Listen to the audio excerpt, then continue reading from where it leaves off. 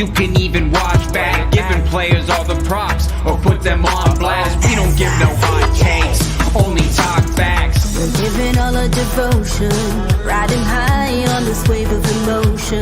Going all out, yeah, cause this is our time. No, ain't no stopping us till we reach the finish line. All in, we came here to win. We're gonna give everything. S-I-C-K on the run. S-I-C-K, sick, sick. On fire, we're ready to fight. We'll bring the house down tonight. S-I-C-K on the run. S-I-C-K, sick, sick. Playing on the car ride, play it when you lounge. X and O, you know that we can hold it down. Shout out to my man Sammy, got it off the ground. And to all the listeners tuned in right now. Got debates, analysis, and speculation. This is sports talk for the new generation. You know where to find us, got a reputation. Sick podcast, your #1 sports destination. We're giving all our devotion, riding high on this wave of emotion. Going all out, yeah, cause this is our time. No, ain't no stopping us till we reach the finish line. All in, we came here to win. We're gonna give everything. S-I-C-K on the run. S-I-C-K, sick, sick. On fire, we're ready to fight. We'll bring the house down tonight. S-I-C-K on the run. S-I-C-K, sick, sick. S-I-C-K, it's the sickest podcast. Tune in for the audio, or you can even watch back. Giving players all the props or put them on blast. We don't give no hot takes, only talk back. S-I-C-K, S-I-C-K, S-I-C-K, S-I-C-K, S-I-C-K, S-I-C-K, S-I-C-K. All in, we came here to win. We're gonna give everything. S-I-C-K on the run. S-I-C-K, sick, sick. S-I-C-K, it's the sickest podcast. Tune in for the audio, or you can even watch back. Giving players all the props or put them on blast. We don't give no hot takes, only talk facts. We're giving all our devotion, riding high on this wave of emotion. Going all out, yeah, cause this is our time. No, ain't no stopping us till we reach the finish line. All in, we came here to win. We're gonna give everything. S-I-C-K on the run. S-I-C-K, sick, sick. On fire, we're ready to fight. We'll bring the house down tonight. S-I-C-K on the run. S-I-C-K, sick, sick. Playing on the car ride, play it when you lounge. X and O, you know that we can hold it down. Shout out to my man Sammy, got it off the ground. And to all the listeners tuned in right now. Got debates, analysis, and speculation. This is sports talk for the new generation. You know where to find us, got a reputation. Sick podcast, your #1 sports destination. We're giving all our devotion, riding high on this wave of emotion. Going all out, yeah, cause this is our time. No, ain't no stopping us till we reach the finish line. All in, we came here to win. We're gonna give everything. S-I-C-K on the run. S-I-C-K, sick, sick. On fire, we're ready to fight. We'll bring the house down tonight. S-I-C-K on the run.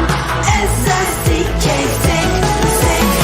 S-I-C-K, it's the sickest podcast. Tune in for the audio, or you can even watch back. Giving players all the props or put them on blast. We don't give no hot takes, only talk back. S-I-C-K, S-I-C-K, S-I-C-K, S-I-C-K, S-I-C-K.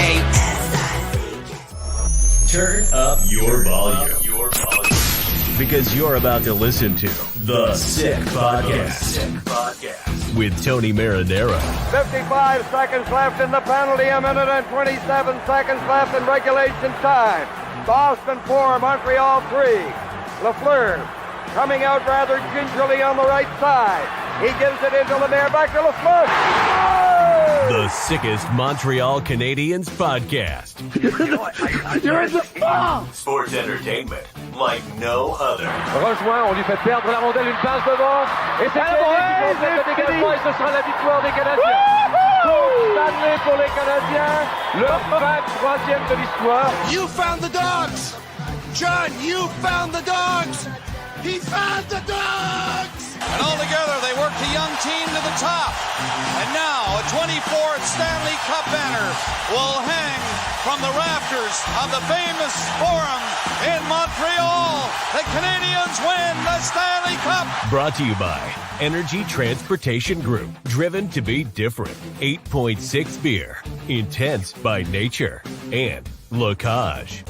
If the last time you went to Laraque was when the Habs won the Cup, it's time you went back to Laraque. It's gonna be sick. Marinaro on this Tuesday, January 24th. It's 1 minute past 10 p.m. Eastern, and the Montreal Canadiens and the Boston Bruins played their first game versus each other this season, and the team that is the best team in the National Hockey League, the Boston Bruins, showed why, because tonight they didn't even play their best game, and the Montreal Canadiens gave it everything they have. Got to give the Canadiens a lot of credit considering the amount of players that they have out of the lineup and considering where the two organizations are right now. The Canadiens played the Bruins tough. As a matter of fact, they were up by a score of 1-0 in the game. What in the world is going on here? A little bit of echo, right? They were up by a score of 1-0 in the game, and then Boston tied it up in period number 2. It was Kirby Dach that opened the scoring for the Canadiens. 9 minutes and 11 seconds in period number 2 on the power play. Taylor Hall tied it up on the power play 5 minutes later, and then David Krejci gave the Boston Bruins the lead in period number 3, deflecting a puck. Kirby Dach bounced on a loose puck. He was able to tie it at 2, but then the game-winning goal goes to captain Patrice Bergeron with 2 minutes and 55 seconds left in regulation. He scores his 18th of the season. You know, Nick Suzuki had done quite a number on Patrice Bergeron in the face-off circle tonight. As a matter of fact, he won 8 of 8 draws in period number 1, but in period number 3, the one that was the big one, once again, Bergeron wins that draw, and Pastrnak to Marchand, and he gets the puck to the net, and it bounces right in front of Patrice Bergeron, who's able to bury it past to Samuel Montembeault, who once again played a very, very good game. And then in the empty net, David Pastrnak seals the deal for the Bruins. They win by a score of 4-2. Pastrnak, before scoring that goal in the empty net, had 3 assists in the hockey game, so he finishes his night with 1 goal and 3 assists. And for the Canadiens, of course, Kirby Dach scored both goals on the night, and Dach is looking very, very good. Hello, Sick Army. I hope you are well. George Laraque is usually our contributor on Thursday nights, but you know what? I figure the Canadiens and the Bruins, what a rivalry. And in an ideal world, I'm thinking of who could have been the best people to join me tonight. George was one name that came to mind. My buddy Knuckles Nyland, of course, who played for both organizations, and being a Boston boy, he was another name that came to mind. But, you know, Knuckles is vacationing in Hawaii, and I said, I'm not going to bother him. Mind you, George got him on the air earlier today at BPM Sports Radio. George Laraque, what's going on? Man, I did bother. I had to bother Knuckles when he was in Hawaii. I know it was 7 in the morning when I talked to him. And I wanted to talk to him because I wanted him to talk about the rivalry between Montreal and the Boston Bruins. Yeah. Today it's not the same, Tony. It's not the same today. People are talking to one another in the warm-up. Dadonov, I think he kind of tripped someone and he helped him up. Like, he said he was sorry. Yeah. It's not like it used to be, No. man. Before it was much more physical, and Knuckles was telling us some story about it. It was insane, man. But hockey was more popular back then. You're right about that. The Sick Podcast brought to you in part by Laraque. If the last time you went to Laraque was when the Habs and the Bruins had a real rivalry, which, the rivalry was at its best in the 70s. It went a notch down in the 80s. It went maybe 2 notches down in the 90s, or a notch down.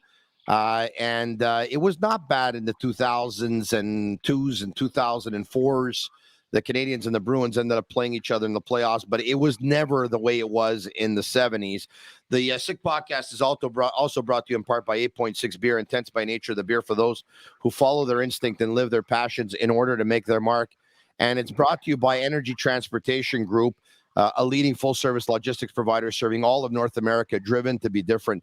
George, you're right. I was kidding about bothering, but I thought about it. If you're going to take like a 16 or 17-hour flight to go to Hawaii, whatever it is, if you're going to call someone when they're in Hawaii, you might as well call them at 7 a.m. because if you're going to call them at around 10 a.m. or 11 a.m. or noon or in the afternoon, their chances are they're going to be at the beach, right? So it's not that bad that you call them at 7 a.m. Mind you, I'm the type that usually likes to sleep in on vacation. I have a feeling Knuckles is an early riser, though. Anyway. Tony, with all the energy drink that you're drinking, you're not going to sleep tonight. Are you kidding me? You know what? This is beer, actually. It's India Pale Lager. It's 7%. I to tell you the truth, I don't really need energy drinks to give me energy, George. You're either born with it or you're not. And luckily, I have it. I got to tell you something, George. A lot of people watching us on YouTube Live, on Facebook Live, on Twitter Live, probably they're teens. Probably they're in their 20s, and they probably don't remember this Bruins rivalry. In the 70s, in 1971, this is arguably the greatest Montreal Canadiens playoff series ever. The Boston Bruins, who had, I don't know how many players on their team that had scored, over 50 goals and over 40 goals. And I don't know how many players on their team that had scored over 90 points and 100 points and 120. And the Boston Bruins, who had Phil Esposito and they had the great Bobby Orr and the list goes on and on. The Boston Bruins finished first overall in the league that year. And they played the Montreal Canadiens in round one with a rookie by the name of Ken Dryden. And there was a game in that series that the Montreal Canadiens were down at one point late in the second by a score of 5-1. And the Canadiens came back to win that hockey game 7-5. Is it the one that Don Cherry was behind the bench? Is it this one? No, the one that Don Cherry was behind the bench that you're referring to, that was the 1979 too many men on the ice at the old Montreal Forum versus the Habs. This series, Game 7, was played in Boston. Once again, a game the Canadiens won. They won the series in 7 games versus the Bruins, and that was one of their greatest upsets en route to winning the Stanley Cup that year when they eliminated the Chicago Blackhawks in Game 7 in Chicago by a score of 3-2. And that's the famous Dryden save off of Papin. And it's a big game by the pocket rocket, Henri Richard, who scored 2 goals in that hockey game. And I believe Jacques Lemaire scored a goal in between the blue and the red line, which I think was on Tony Esposito, if memory serves me well. I'm just going now back in history because I wasn't even born in 71, right? But I watch a lot of videos and I do a lot of reading. And so I was born in 72. And then, the Canadiens won the Cup in 71. They won again in 73, 76, 77, 78, 79. And I'm trying to remember the year right now. I don't know if it was 77 or 78, but Mike Milbury told Guy Lafleur that he was going to tear his head off. And some of his teammates, Lafleur's teammates, Robinson and Lupien and Bouchard and stuff like that, said, don't worry about it. We got your back. Lafleur in that series whipped the puck at Milbury's head just to try and scare him. And, I think the Canadiens ended up sweeping the Boston Bruins 4-0. And in Game 4, when the Bruins said they were going to take their head off, Lafleur was rather tentative to start the game. But then I think he ended up finishing with like either 2 goals and an assist or 2 goals and 2 assists anyway. And then later on in the 80s, Chris Nyland hammers Terry O'Reilly with 1 shot. Nyland is beating up on all the Boston Bruins. There's the brawl at the Boston Garden where he's got to go through the Bruins bench to get to the locker room. He takes a swat at Ken Lindsman. Everyone's fighting. The fights actually end up in the hallway of the Boston Garden. And then there was that. And then the Bruins end up calling up Jay Miller, George. At one point, they figure they finally find their guy who can give it to Chris Nyland. And Miller does well. And then the Canadiens at that point call up John Kordic. In the 1986 playoffs, Kordic gives it to Miller at the Montreal Forum. The Canadiens beat the Boston Bruins 3-0. They win the Stanley Cup in 86. And then Kordic and Miller end up having like a huge feud for the next several years. And then the Boston Bruins at one point, was it in, I'm trying to remember what year. I think it may have been 88 or 89. No, it was 88, I believe. I think it was 88. Because 89 Canadiens went to the Stanley Cup final. In 88, I believe, I think the Bruins beat the Canadiens in the playoffs for the first time in like 47 years or something. And then they beat them in the early 90s as well, several times, with Reggie Lemelin in goal. He used to take off his helmet and he used to give the little fist bump with his helmet. I used to be a young, big Montreal Canadiens fan. He used to drive me crazy. I used to start going nuts. And then Rennie Rancourt used to sing the Star Spangled Banner in Boston, and he used to like give the fist pumps. Let's go get them. Let's go get them. And I hated that guy, George. I hated him. That was George. That was the rivalry. You're pretty good. That was a good resume, man. That's impressive, Tony. You could do it all. Yeah, I am a better lover than a sports radio host and a better podcaster, by the way. I'm better lover. Yes, says who, man? Lover. Okay, a valiant effort by the Canadiens. A valiant effort by the Canadiens. First and foremost, let's talk about Kirby Dach.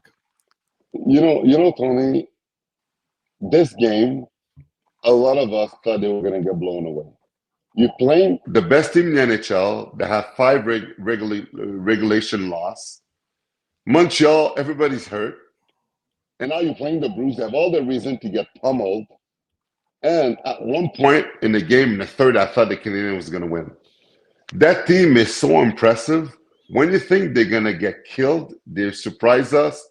And until the end, I thought they had a chance. It's unreal against the Boston Bruins, the best team in the NHL. It's impressive, man. It's impressive.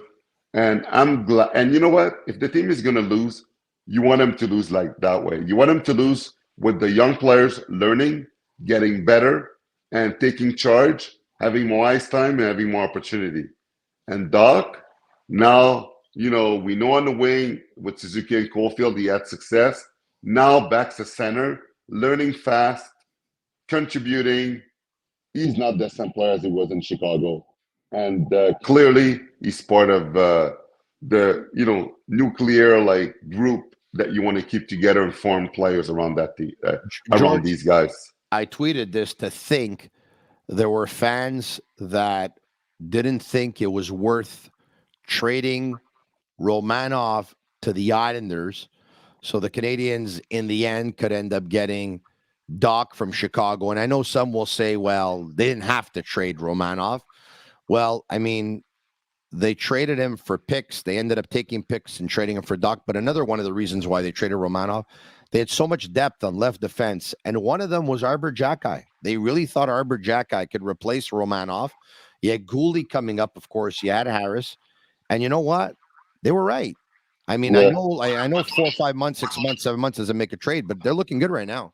But Tony, there's one thing, though. I don't think nobody expected, even the Canadian, that Xhekaj was going to play Montreal this year. I agree. So the fact that he made it makes it so much easier to look at that trade and say, okay, the physical aspect of Romanov, well, we have it with Xhekaj, and on top of that, Xhekaj could drop the glove and bring a dimension that Romanov couldn't.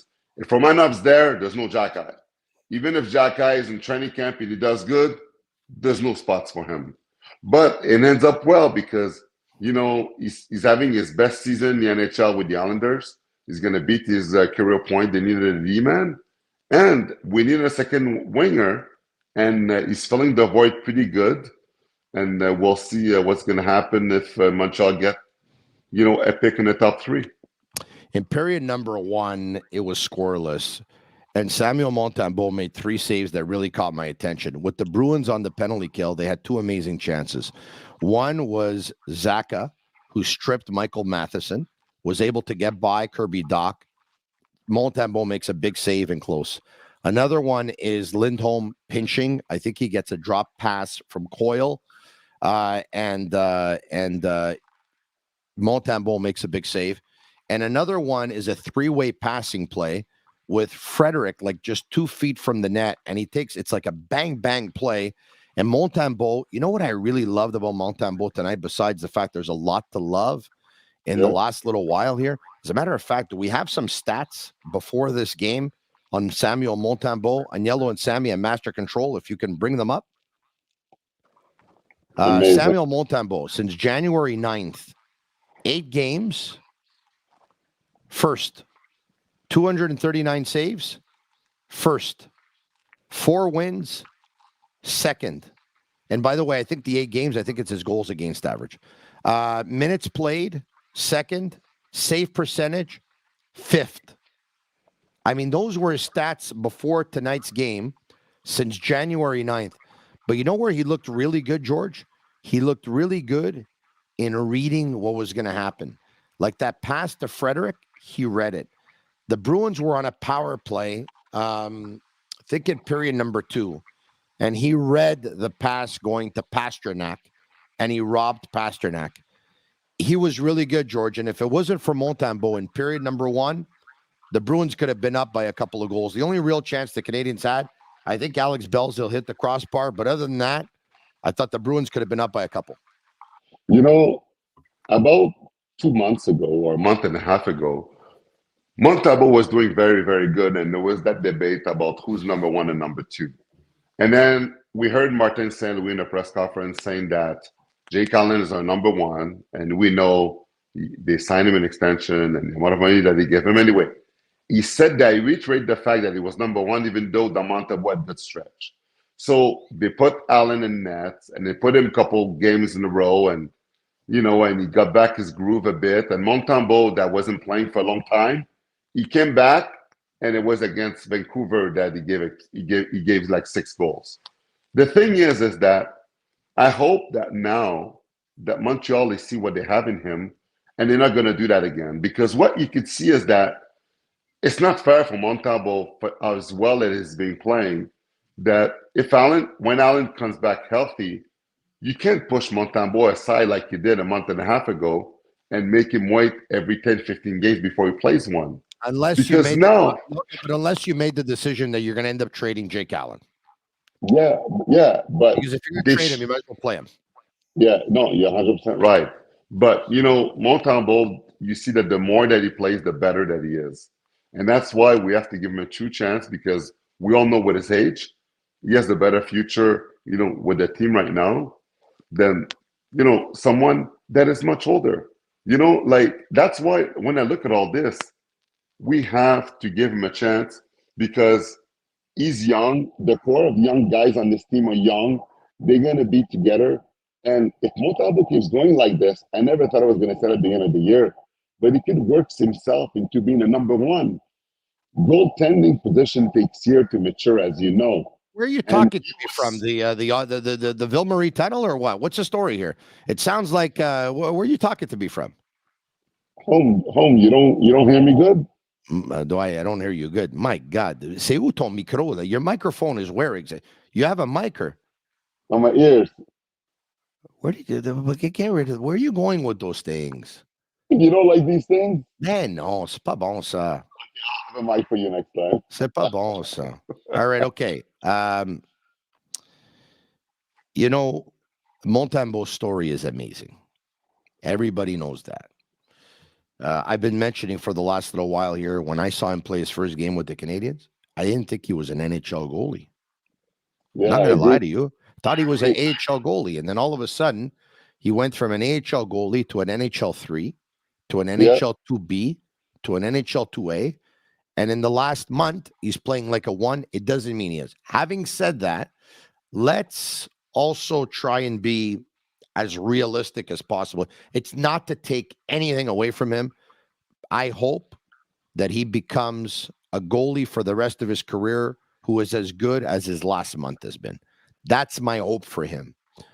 But when you're playing and everyone knows you're not going to make the playoffs and you have injuries and whatever happens, as tough as it is, it's actually easier, if that makes any sense to you, right? He's playing with house money right now. No one expects him to win. No one expects him to do well. No one expects the Canadiens to win. And the players are playing with no pressure whatsoever. Sometimes it's easier to kind of play better that way. Yeah, you're right that it is better. He has less pressure. But again, he wants to show everyone that he could be because both goalies know that Montreal is shopping for goaltending for the future. And right now, you know how much it's like his confidence, which was skyrocketed before. You know why when even higher, Tony? In a press conference, like after 41 games that can't use did, and what did he say? Montembeault is not going anywhere. When he said that, yeah, but George, who thought that Montembeault was going somewhere? Why would you want to trade Samuel Montembeault? He's young. He's in his 20s. There's a progression. He's getting better. He's cheap, and he's from here. Who in their right mind thought they were trading him?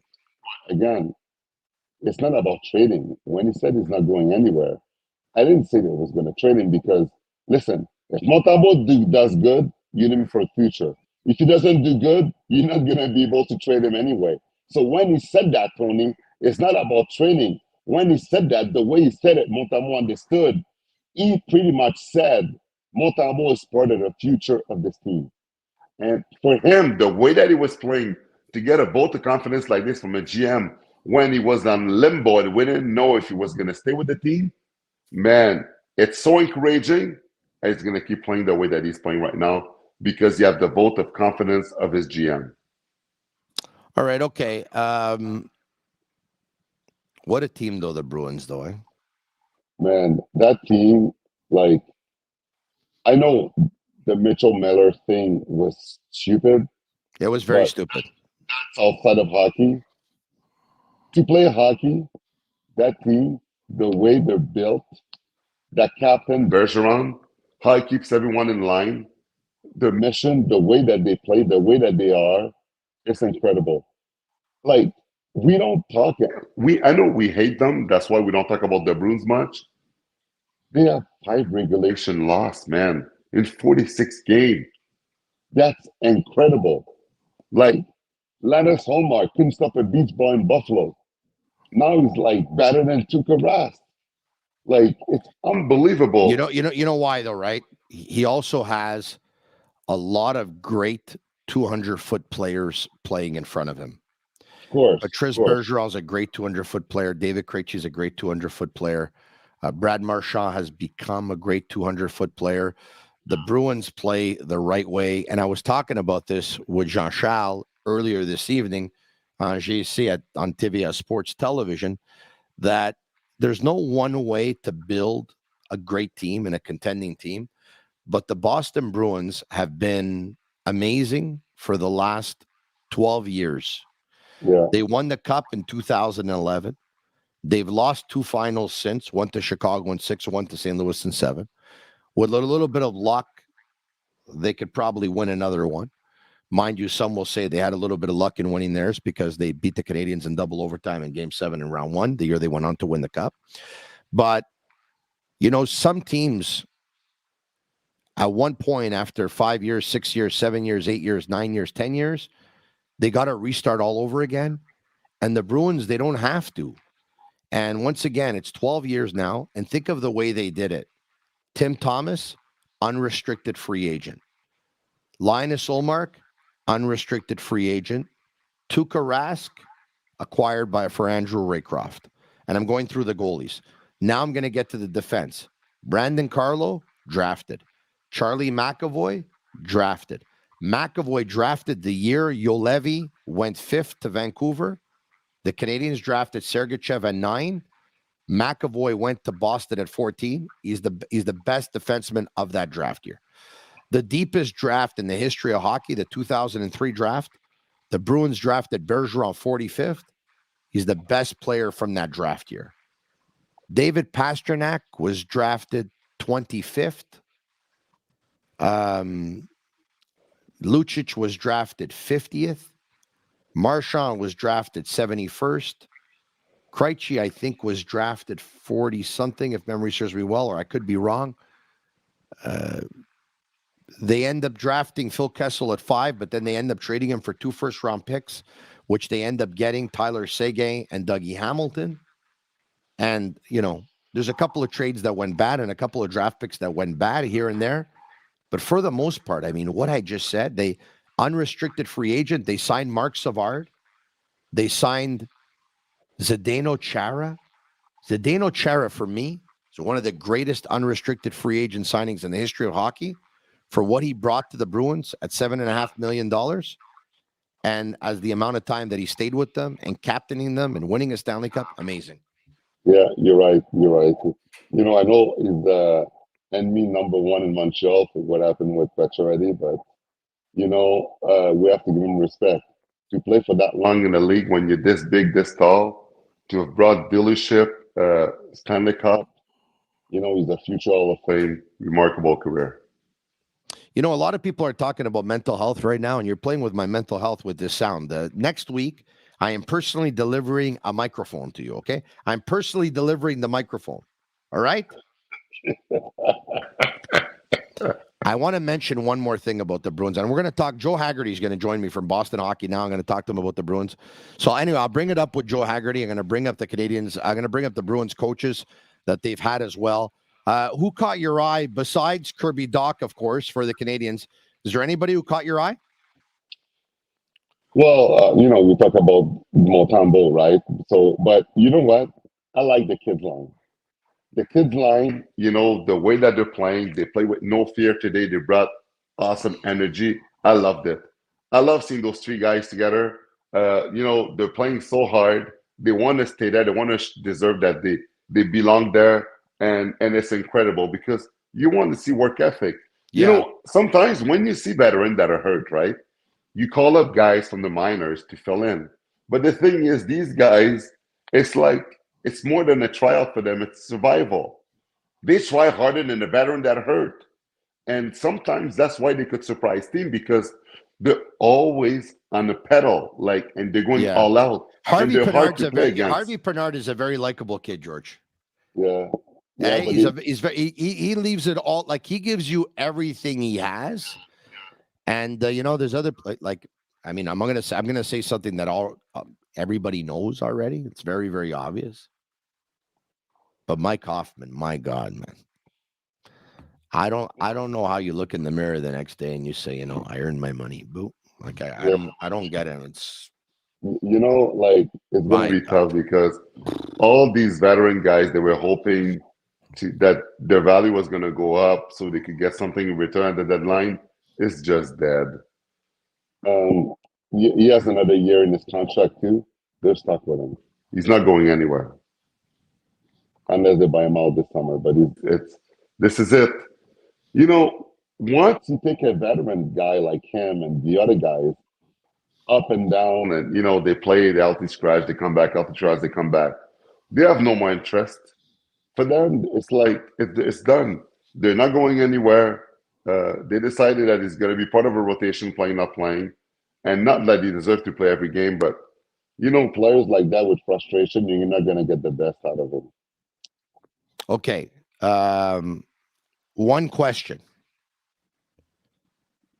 Are you tired or what? You look like you just ran a marathon. Are you fasting on your 8th day again, or did you? You look like you're going to pass out, man. Put some sugar in you or something. Eat a steak. Do something. I stay up for you, but I know that. I know that you wake up very, very early, and I know that you actually stay up for me. So you know what? I want to say thank you. I appreciate it. I'll talk to you soon because Joe Hagerty from Boston Hockey Now is going to join me in a couple of minutes. Thanks for joining me, George. I'll talk to you again in about a week. Okay, buddy? Okay, I'll get a mic. All right. I'll send you the mic. I'm going to personally deliver it. That and a steak. All right. Okay. George Laraque from BPM Sports. What a guy. This guy's a piece of work. All right. Okay. Marinaro with a shout out to sportbubshop.com. You can use code SICK10 for 10% off all of their items, including sick merchandise, right? Look at this one. This one here is game day. By the way, we also have a Sick Army t-shirt that's out there right now, and you can shop all your sports licensed lifestyle apparel, including hoodies, caps, and t-shirts of your favorite teams from all major leagues. All right, there you have it. I want to let you know that tonight, if the calls are coming in, we might get to one or two at 1-888-5856.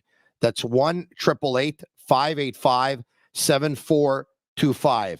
It is a toll-free number. As soon as Agnello and Sammy tell me that Joe Hagerty is joining us, I'm going to put them in contact. Why don't I do this, as a matter of fact? I should have thought about this before. Let me grab the phone here, okay? And let me send them Joe Hagerty's number, just in case they're trying to get a hold of him and they haven't been able to get a hold of them. All right, okay, Joe Hagerty, and there's his number. That's it. So now they're going to. By the way, I had my phone. Like, I wonder if you guys saw his number as I was typing his number. I don't think you were. We'll get to some of your questions, and I'm going to answer them. All right. Why don't we do that, Sammy? If you can bring up some of the questions. Here we go. Honestly, Tony, Monty should start as much as possible. Send Allen out of town. MGV, I have no problem with what you're saying. No problem. You want to trade Jake Allen? I'm for it. We can trade Jake Allen. I don't think the Canadiens wanted to trade Jake Allen. I think they extended his contract for a couple of years because they thought Caden Primo's not going to be ready. They weren't sure about Montembeault. This guy can buy some time for a couple of years. He can make the Canadiens compete. Okay? Things have changed. Montembeault stepped up. Let's say you want to trade Jake Allen. To trade Allen and to get as much as you can, you know we're not going to trade Montembeault. They're not going to trade him. You got to play him. So the trade deadline is in a month and a half, and even less than a month and a half, just over 5 weeks away or whatever it is. No, or is it? About 5 weeks away. So you know what? When Jake Allen comes back, play him. Hopefully, Jake Allen is going to be pumped up because he's going to say, you know what, Montembeault was amazing while I was out, and you know what, let me step up as well. He steps up. He gets in some great performances. His value goes up, and then you can get more from him. You know, I don't think they'll be able to get a first-round pick. At one point, I thought that they could. Now, I don't think they can. But if he ends up playing 5, 6, 7 games before the deadline and he is playing the way Montembeault's been playing in the last month, whether or not he can still elevate like that, I mean, then his value would, obviously increase. More questions. Anderson is a must-trade, playing some good hockey, and we should get a first-rounder. Playing some good hockey lately? Yes. You're supposed to trade when your players are playing good hockey. That's true, too. But the fear, if you trade Anderson, is that you have some pretty skilled players and you need to surround them with some bigger bodies, and Anderson would be that bigger body. Now, you can say, you got to use that big body. He has in the last week since we called him out, George and I, and you got to give him credit. We called him out. I thought we were very fair to call him out. I thought he was winging it. But ever since we called him out, he's been playing really good hockey for the Canadiens. So, you know what? When you're playing really good hockey, I think you got to mention it too.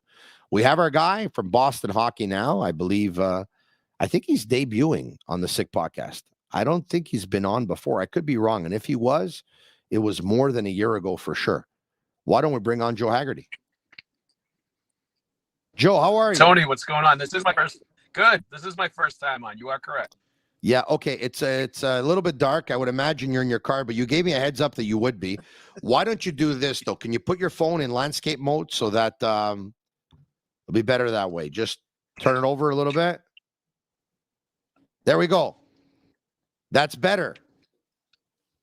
But you okay, go, that's Tony. better. That's better. You see, very, very good. Where are you now? I'm in my driveway in the car. My kids are sleeping, so I can't be doing anything. I tend to get really loud when I'm doing these podcasts, radio, TV things, and I wake up the kids. So my wife told me I need to go to the car to do them. Oh, this is like probably one of the greatest things I've ever seen in my life. Really, eh? Now, so Yes. I podcast out of my basement, and my wife usually goes to bed at around the time that I podcast, at around between, starting at 10, but she'll get to bed at around 10:30. So she gets mad at me too, because she says I speak very, very loudly. And so the fact that you have young ones and that your wife sent you in the car and you're doing it from your driveway, I think this is the greatest thing I've ever seen in my life. I need to refinish. in the plans of refinishing my basement so I can have this nice little setup like you have too, Tony. But we're not at your stage of the development yet where you've got the finished basement with the studio yet. I'm still working my way up to Tony Marinaro status. All right. Okay, cool. My God, so outside on the driveway or like parked inside the garage? I don't have a garage. I'm in my an outdoor driveway. So I'm in my car in the driveway. This Car's is running, so it's fantastic. not cold. Oh, yeah. Are you kidding me? Hey, Tony, this is not the first time I've done this. I had to do a TV hit on NHL Network one time with like EJ Radic from my car. Oh my God. And now it's cutting out. What a disaster. What a disaster. Now, are you on? Oh my God, what a disaster. This is funny though. Are you on Wi-Fi right now or are you on data? This is a horror show. Like, this is one of the worst things I've ever seen in my life. He's frozen. He's actually, but I'm wondering though, did his screen freeze or is it so cold in Boston that he actually froze? Like, is he a block of ice? Now he was laughing. Now he's back. Look at him. You froze for about 30 seconds. I'm here. And I was wondering how cold. Look, oh my God, he's laughing at everything. Oh my God, this is the greatest thing I've ever seen in my life, man. This is unbelievable. Wow. Okay, let's get to business here. How surprised are you that the Bruins are this good this year? Definitely surprised. I mean, I thought they were going to be a playoff team. You know, I especially when Krejci and Bergeron were both definitely coming back. You know, you knew they were going to be a good team. Anybody that was going to tell you they were going to be in the running to be like the best regular season team of all time in the NHL, you know, would have been lying. I don't think anybody saw this great kind of Bruins coming. You know, it's been amazing to watch how good they've been. But like, we start getting down a little. Having really He's in his driveway. He's cutting up. He's freezing. What a disaster. Because they have two guys that play 25 minutes a night, play in all situations, just stud players. And, you know, Linus candidate and you know, really stepping his game up. When you combine that with the players coming back, Patrice Bergeron, Krejci coming back partially because Bergeron and Krejci took those 1-year deals for low money and incentives. You know, you put it all together, you put the new coach in there that's really speaking to these players and has guys like Jake DeBrusk and other players playing at a higher level than they've ever been at before. And it's just the cocktail for this amazing combination of, you know, things going right for them and rocketing to the top. It's been fun to watch, I'll admit, because, you know, playing hockey at that high a level, no matter what the team is, it's fun to watch. Yeah. Okay. Listen, last question, I think. Are you sure you're on data? Because I think you're on Wi-Fi. Like, if you go check, I think if you take the Wi-Fi off, you put yourself on data, you're not going to freeze up as much. Are you on data or are you on Wi-Fi? I'm probably on Wi-Fi. You're on Wi-Fi? Probably. No, told me to go on data, Tony. I hear you. Okay, look, I appreciate the effort. Very valiant effort. I love the fact that you took the time to come on, even if it going on from in your car, your driveway. The fact that you're able to do that for me, very, very awesome. But it's cutting out a little bit too much. One quick word on head coach Jim Montgomery. Yes. Go for it. One quick word on Jim Montgomery. He has been, you know, a lot of people in the media, we loved Bruce Cassidy because he was good to us. He's a good quote, like a nice guy, like all that stuff. Obviously a very good hockey coach too. So, you know, I think there was a lot of criticism of the Bruins for getting rid of him in the summertime because of that. But I think looking back on it now, it's clear a couple things. The Jim Montgomery and the changes that he's made, which I'll get into in a second, have been exactly what this team needed. And B, there were a lot of players on this Bruins team that hated Bruce Cassidy and did not like playing for him. I mean, it's pretty clear now when you see the way some of those guys are playing and things they're doing now that they did not do before. But on top of that, Jim Montgomery preaching quality over quantity when it comes to shots on net, which was the exact opposite of what Bruce Cassidy preached. He preaches keep the puck on your stick more, make plays. He preaches he has the system where he wants the weak side defenseman in the offensive zone at the faceoff dot, not up by the blue line. He wants that weak side defenseman all the way down by the net. And they scored a goal a couple games ago when Derek Forbort was on the weak side dot and pounced on a rebound right in front of the net. Most defensemen in most systems with most NHL coaches, he's going to be nowhere near the net. So it's super aggressive in the offensive zone. And it's a style that I think the Bruins really like to play, offensively aggressive, really attacking, and playing in the fun zone, as they call it, the offensive zone. And a lot of that is just Jim Montgomery's mentality. He thinks offense first. He was an offensive forward. I think a lot of them have enjoyed playing for him because of that. And beyond that, I think there's a team element that he's installed that kind of went away a little bit under Bruce Cassidy. You know, sometimes Jim Montgomery will start the fourth line instead of just going perfection line every single night at the drop of the puck like Bruce Cassidy did. And Montgomery did it the first few games of the regular season, kind of making that statement like, this is a different team. This is about everybody top to bottom on the roster. You know, with Bruce Cassidy, the 13th forward, the 7th D could go like a month without playing.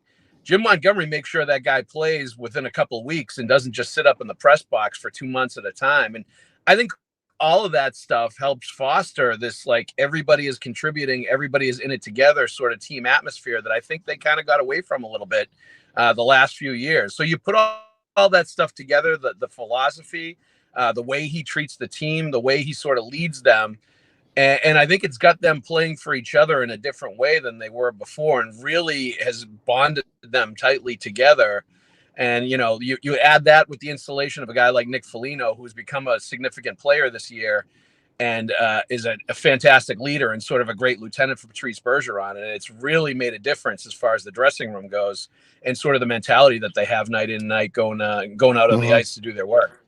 All right, this is the Joe Hagerty I wanted when I texted you this morning or earlier this afternoon from Boston Hockey Now. I think he's on data now, and you just came across crystal clear in the last couple of minutes. So now, by doing so, you put yourself in a bad situation because I told you it was the last question. It's no longer the last question. It's probably going to go on another question or two, so get ready. Yeah, no problem. You know, the Bruins, I talked about them earlier today. You know, the longevity, it's 12 years now. They won the Stanley Cup back in 2011. We're in 2023. They're a legitimate Stanley Cup contender this year. They're the best team in the National Hockey League. They not only won the Cup in 2011, they went to 2 other finals. They lost 1 in 6. They lost 1 in 7. They've had 3 coaches, you know, during that time, Claude Julien, Bruce Cassidy, and now Jim Montgomery. As much as they won the Cup in 2011 and Claude had them, you know, playing good hockey in the playoffs, yep, I've never seen them play this good. I mean, I give Jim Montgomery a lot of credit because I thought Julien was a good coach in 2011. I thought Bruce Cassidy was a heck of a coach 4 or 5 years ago. I still think he's a good coach. But what Montgomery's doing with this team now, I've never seen them play this good. No, I mean, in those 12 years is what I'm saying. Yeah, no, and it's definitely, like, part of it is definitely Montgomery and what he's brought in. He definitely deserves part of the credit. There's no question about it. Like, you know, the system that he's preaching and the things that he talks about in the offensive zone. They already had, you know, pretty good defensive structure, and a lot of that has not changed. But the changes and the tweaks that he's made in the offensive zone and the neutral zone have made a big difference to the players, and you know, have them as such a high-powered offense now. So that's definitely been a difference maker. But like I alluded to earlier, having Hampus Lindholm and Charlie McAvoy at the top of your blue line group just changes things. And I remember at the end of last year when you talked to Bruce Cassidy, he was kind of licking his chops at, you know, getting a full season of Lindholm and McAvoy together this year when he thought he was coming back. And you could see the excitement in his eyes talking about the two of them together. It makes the game so much easier at the NHL level if you have 2 stud defensemen that can play 25 minutes a night, play in all situations. And as you've seen with some of the goals they've scored and the plays they've made recently, can be dynamic offensively in addition to being solid, defensively. And it really, it almost makes it a situation like in Anaheim where when they had Pronger and Niedermeyer, and you have these two amazing, like, number one type defensemen together on the same roster. And then you add to that a forward group that's got star power like they do, obviously has the perfection line guys, brings back David Krejci. And then they're so deep right now, Tony, they have Taylor Hall in the third line. You've got a former Hart Trophy guy, a guy that's a star player, number one overall pick, former number one overall pick, and he's on the third line right now, and other teams, what you see is them pull away from other teams in the third period, and you see it night after night after. You saw it again tonight because other teams can't match their depth. They just outlast these other teams because they can roll lines and because their defensemen are topped by these two like horses, and they just have things that other teams don't have, and they outlast them every single night. And it's a winning combination because they're so deep and they're so good on their roster. And the only thing that's really going to, I think, sidetrack them, well, there's a couple things, but really the only thing that you look at and say this could sidetrack them is if they get injuries, or if the age of some of those players starts to come into effect in the playoffs during a 2-month grind, which we've seen from Patrice Bergeron and some of the older players before in the Stanley Cup playoffs. So, those will kind of be the hurdles to climb. But, you have this deep roster, and then you put a guy like Linus Ullmark, who's been amazing this year, Vezina Trophy level goaltending behind a team that's already loaded. And it's almost impossible to beat them, as you can see with the record they've put up. Hampus Lindholm, real deal, huh? Yes. He's I did not, obviously, I'd be lying if I said I knew he was this good, but he was playing in Anaheim in kind of semi-obscurity, I didn't get to watch him a lot. And I think a lot of Bruins fans weren't sure how good he was when they traded for him last year. Obviously, he was a high first-round pick. He's a guy that put up pretty good numbers in Anaheim every year. He seemed to be a frontline defenseman. You say, oh, this is going to add a lot. But then you see him play every night, and he makes a lot of offensive plays. He's a very skilled offensive defenseman, and he's a defensive horse. He's a guy that kills penalties. He's a guy that, will hold the other team's best players down. And basically is like another Charlie McAvoy. They put you put two Norris Trophy type level defensemen at the top of their defenseman group, and it changes things. It makes them one of the best defenseman cores in the entire league, which they did not have before. It was kind of like Charlie McAvoy and everybody else. Now they've got this fantastic set of personnel headed by those two studs at the top, and that absolutely no doubt it changes things when you have two defensemen that good at the top. Sometimes the best team in hockey ends up winning the Stanley Cup in the playoffs. Sometimes the best team in hockey during the regular season does not do well in the playoffs. Sometimes they win a couple of rounds. Sometimes they get upset in round number one. But seeing the Bruins' dominance thus far in the regular season, you'd have to think that if they can go out and get like another top six or like another top defenseman, and it's going to cost them a first round pick, or it's going to cost them a big prospect, they got to go for it. Because I know we talked about, that they've had this longevity for 12 years, but sooner or later it's going to end, right? Like, you get that feeling that if the opportunity presents itself, that they will give up a big time prospect, or they'll give up a big time draft pick to put them over the top. Well, I mean, I get the sense, and I've had the sense all year, that this is it for Patrice Bergeron, that he may not be coming back after this year.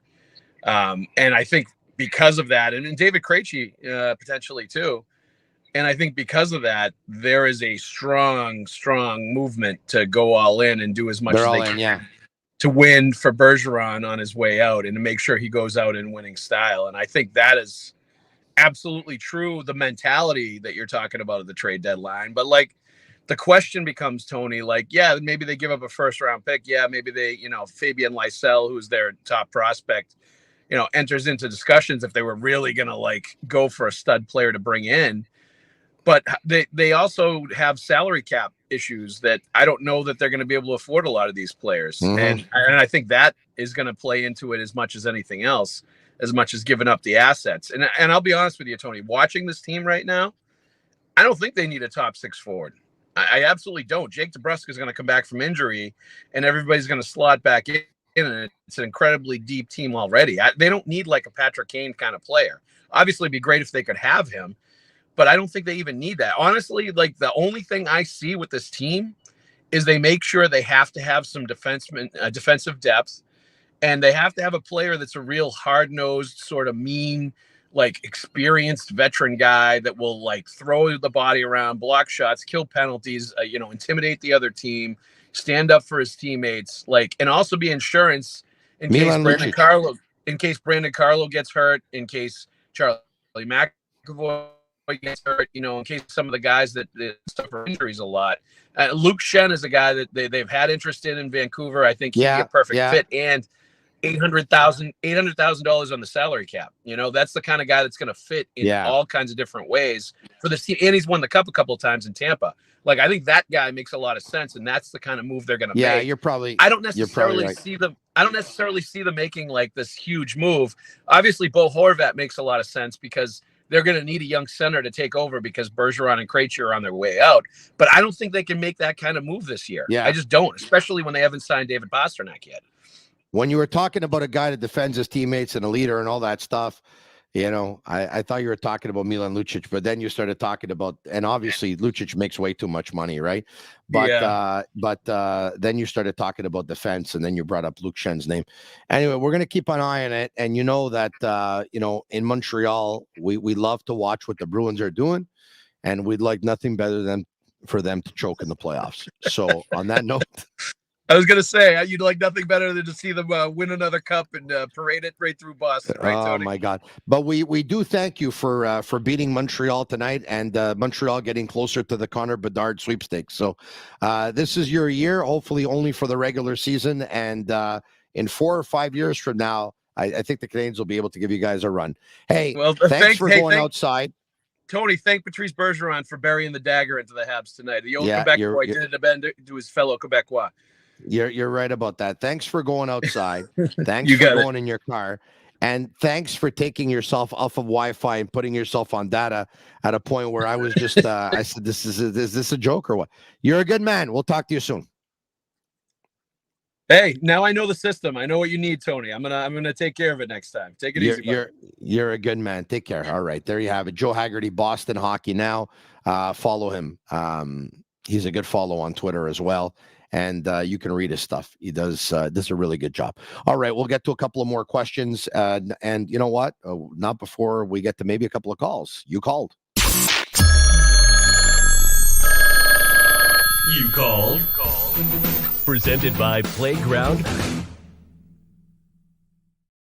Brought to you by Playground, your premier gaming destination located just over the Mercier Bridge, only minutes from downtown Montreal. 1-888-585-7425. It's a toll-free number. That's right. It's absolutely free. Agnello, Sammy, and Juliana are back in master control, so you place that call right now. Without further ado, we go to the phone lines, and who do we have here? Hello?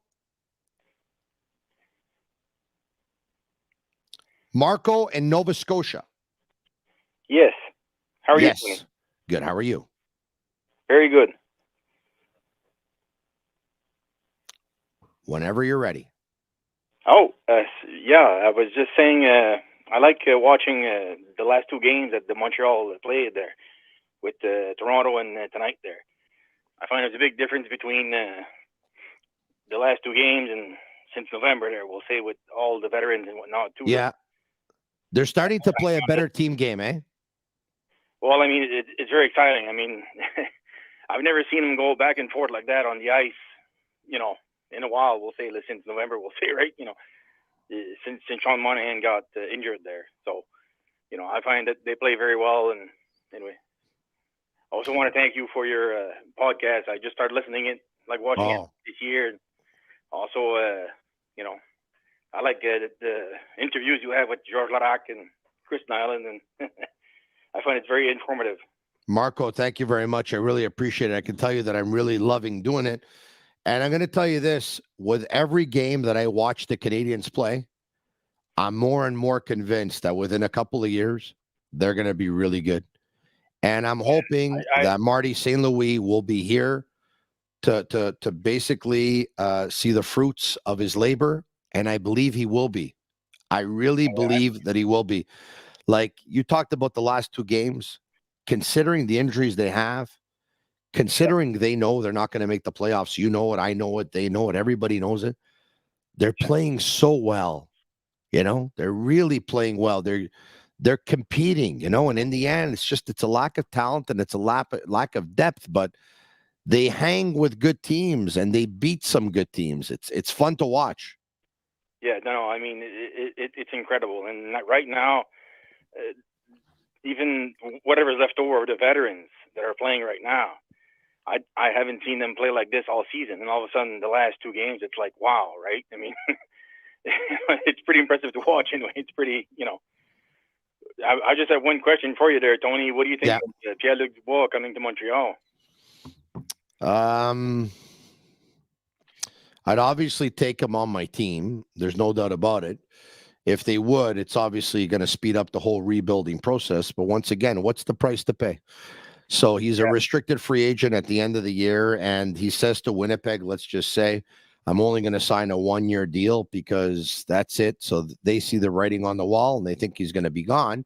So they're going to try and trade him. But, they know how badly Montreal would want him.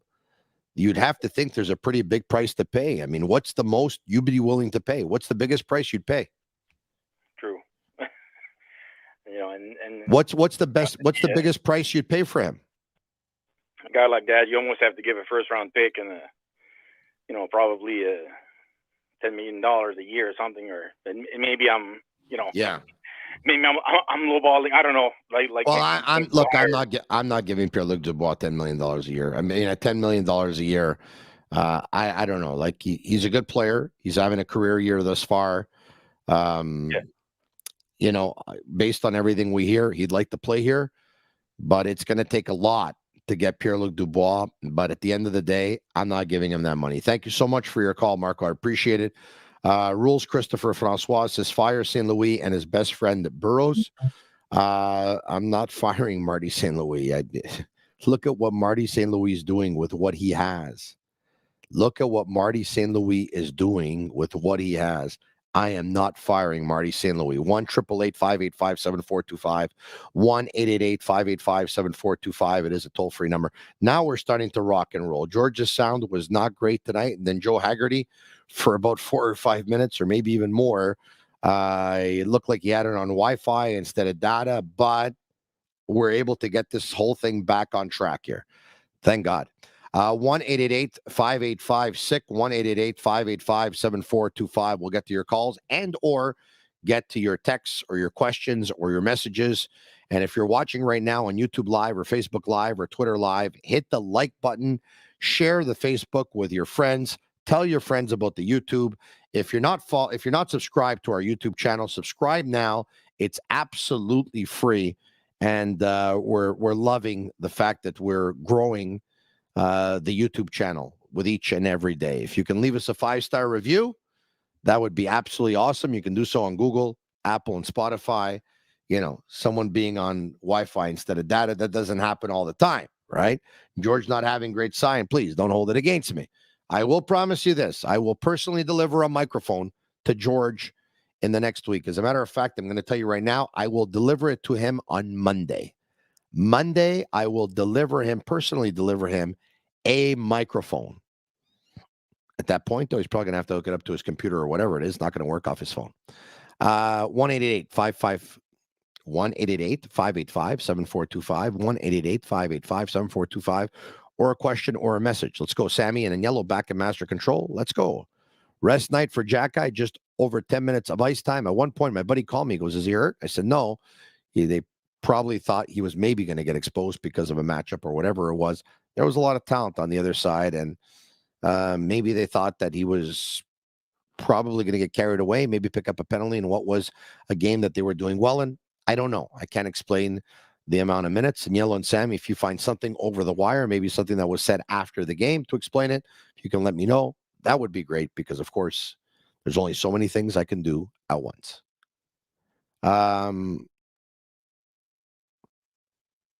You're going to cause marital problems with that mic. No, I won't. That is expensive. I hope he'll be okay. We'll take care of it. Others coming in. Tony is sick. This coming in from Mike. Thank you.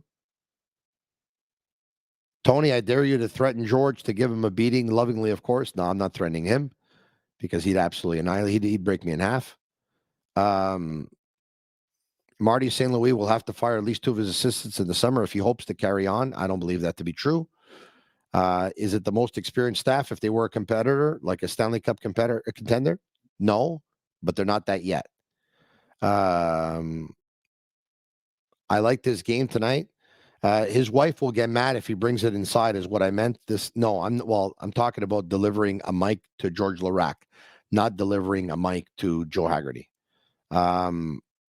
Others coming in. I love this podcast. Thank you. Gallagher doesn't have the talent like Marchand. Obviously not. I don't know too many players who do. Brad Marchand is one of, and has been for the last several years. It doesn't matter whose list. He's a top 20 player in hockey. And he's better than that on probably most people's lists. Other questions coming in. Sammy in yellow. Do you think Gallagher can retool and redefine his career a la Marchand? Marchand took off at a later age. Would be nice to see Gallagher do the same. I don't think he can. I mean, he can try and become a more complete hockey player. Yes. I mean, that usually happens when you're probably not the same offensive player you were before. But I don't think we can, with all due respect, I don't think we can put Gallagher and Marchand in the same sentence. Marchand is 2 other categories. At their best, both at their best, Marchand's 2 other categories. He's just another level and then another level on top of that. But everyone loves Brendan Gallagher. Others. We're going to take 2 more. Do you like the impact of the Laval players? Yes, I think Marty St. Louis did a good job by actually praising JF Houle the other day, because when the players come up, it looks like they're ready to play and they give everything they can. The one thing they really preach in Laval is hard work. And when Richard comes up, when Harvey Pinard comes up, those guys, especially Belzile, they work very hard. Ylonen, you see some good hockey sense, but he doesn't quite work as hard like the other guys. Last call of the night. Simon is in Nova Scotia. What's going on? Simon, are you there? Hello, how are you? I'm good. How are you? Not too bad. Like to say it's an honor to talk to you there, Tony. Thank you very much. The pleasure's all mine. I love the podcast. I'm a huge fan. Thank you very much.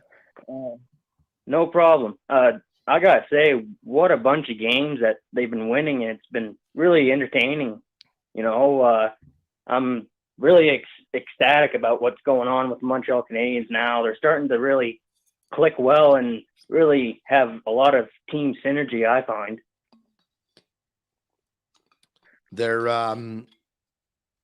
They got guys in the lineup with injury, and some of the guys that are there have an opportunity right now that they probably didn't have. Like Montembeau's breathing easier. He's got a better opportunity. Allen's hurt.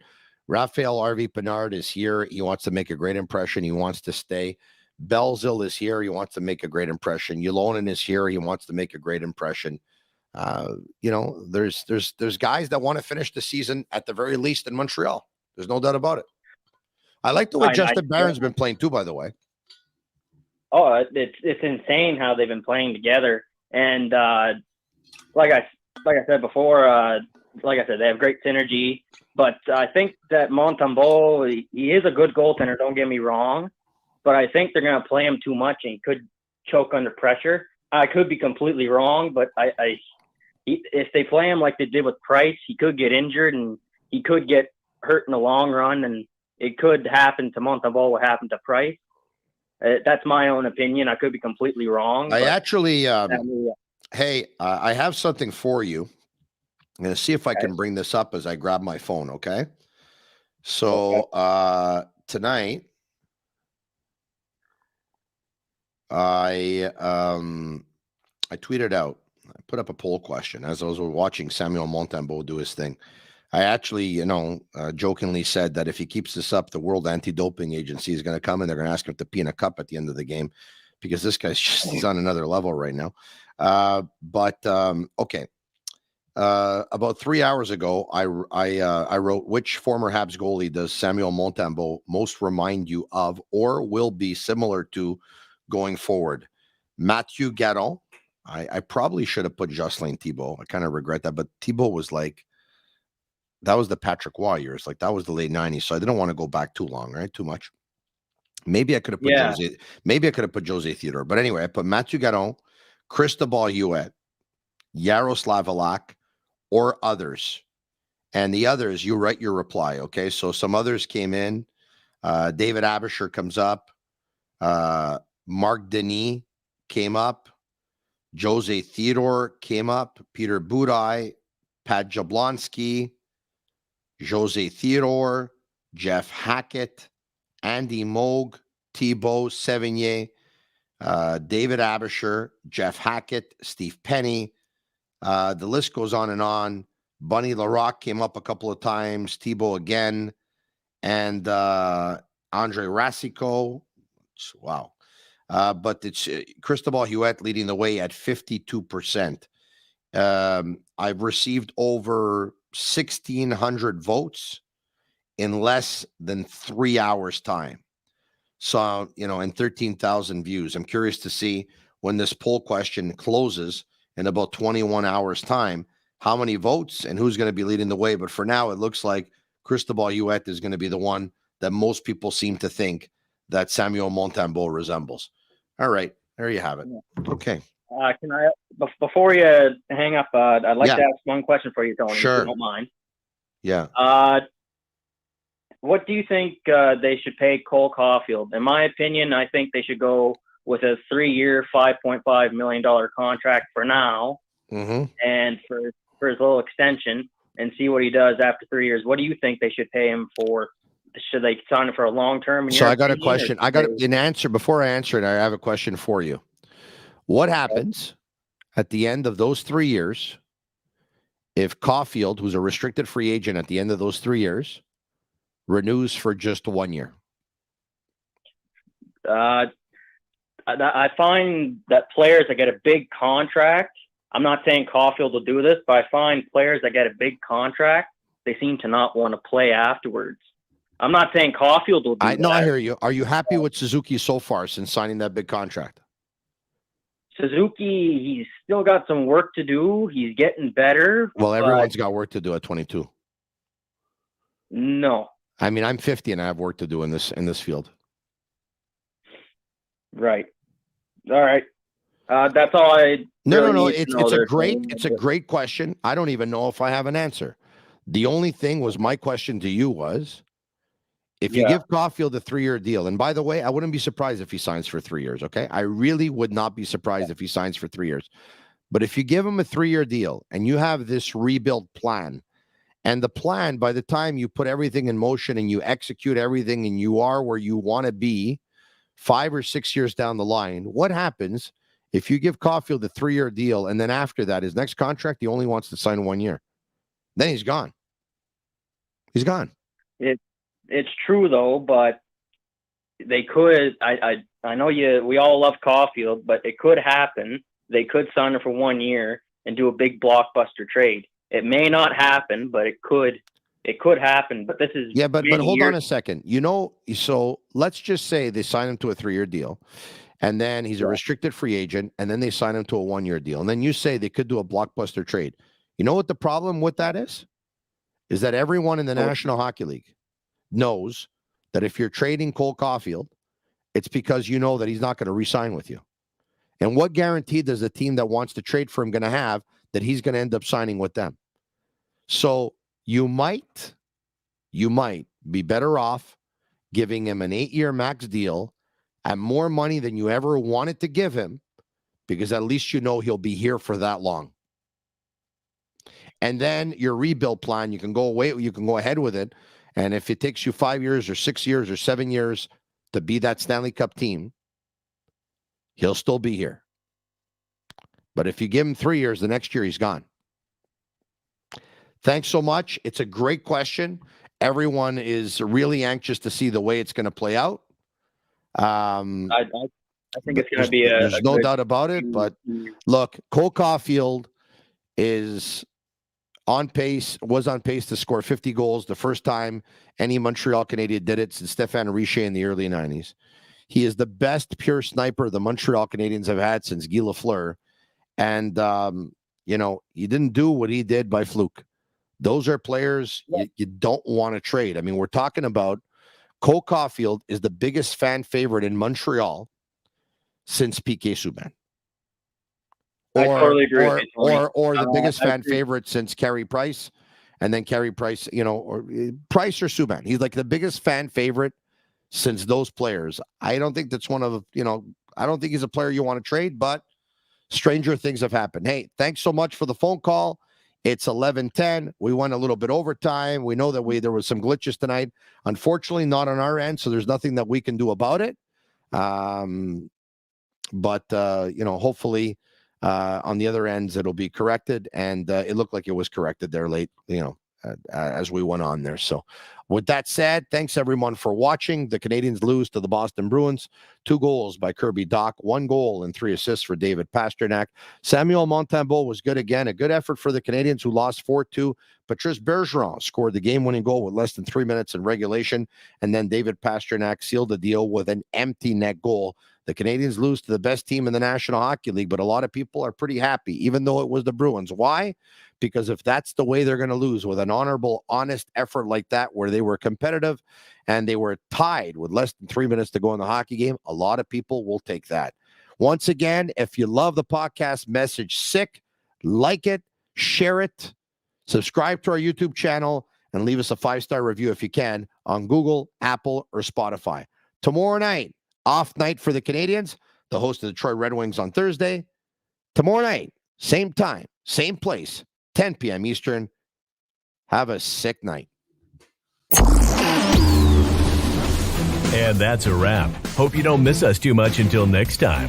Follow the Sick Podcast with Tony Marinaro on YouTube, Instagram, Facebook, Google Play, and Apple Podcasts. The Sick Podcast is brought to you by Energy Transportation Group, driven to be different, 8.6, intense by nature, and Laraque. If the last time you went to Laraque was when the Habs won the Cup, it's time you went back to Laraque.